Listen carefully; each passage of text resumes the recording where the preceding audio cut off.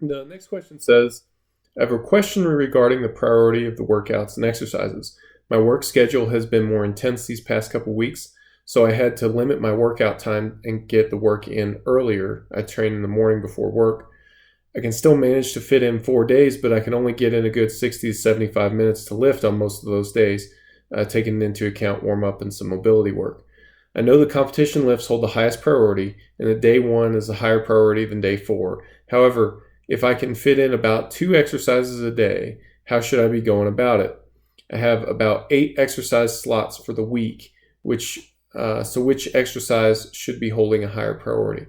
And then he goes on to say, option one would be to drop the last exercise slot of the day for every day.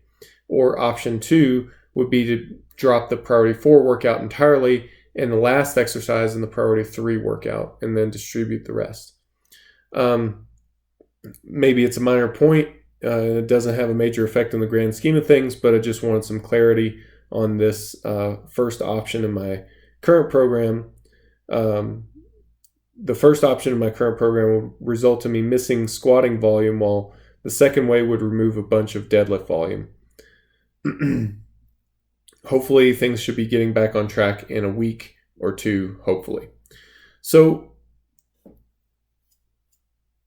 since this is a short-term issue, I would say go with your option one, which was to drop the last exercise from each day. Because what that's going to do is you're going to basically be cutting out your supplemental work.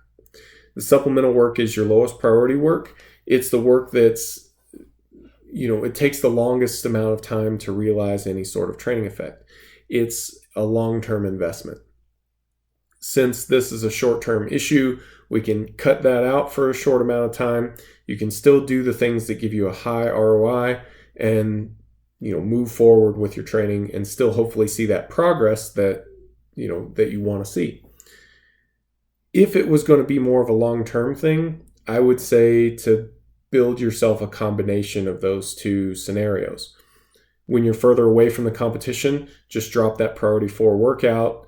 That way you're able to still get in some of the supplemental work that's important to your overall development.